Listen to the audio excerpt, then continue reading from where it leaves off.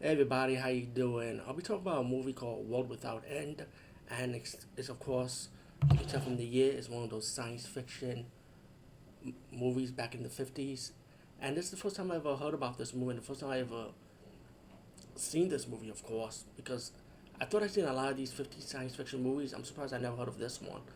I also found I'm gonna read the research a little bit more. This movie is also edited in another science fiction movie from the 50s 2 years after called Queens of Outer Space. I think with Zsa Zsa Gabor, who's the lead one of the lead actresses in this movie. Actually, the only lead actress in this movie, but that movie's about women. These astronauts that crash landed on this planet ruled by women. That was Queen of Outer Space. I know I got the title wrong, but this movie I'm talking about came before that, and like I said, it's called World Without End. And the movie have a similar concept. It's about these four astronauts that accidentally they went through time, kind of like similar to like how our Buck Rogers is, the one we grew up with in the '80s. How time is so slow, and when he crash landed like in the future of Earth. This movie has the same concept.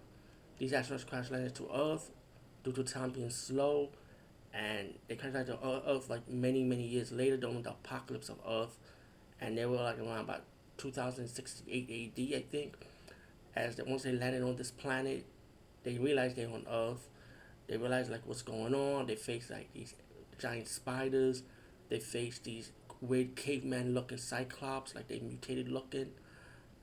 And then went to the cave to run away from these savage cavemen. When they went through the cave, they go through this metal door and they meet these humans. They look just like them, but this time they're highly civilized. They live underground. They feed, they eat, they survive on the ground pretty much. They, but the only problem is that they never know how to defend themselves or go outside in the world because they're so used to being underground, and that kind of leaves that the human race being gutless in a way. Which you could, when you see this movie, you can understand why, because you get too used to comfort life, and you want to stay away from the war and using weapons and stuff. These for survivors learn of their ways and see how they live in by telling them, hey, we want to go outside. There's more in the human civilization. They want to see there's others like them that survive outside above the earth, and they don't want to live underground. It became kind of political with one of the higher civilized humans pretty much will get jealous of these four astronauts that crash landed on Earth because they're in love with one of the females, and it kind of leads up to jealousy and conspiracy and politics. Excuse me. And later on in the movie, you'll see them see who the real enemy is, pretty much.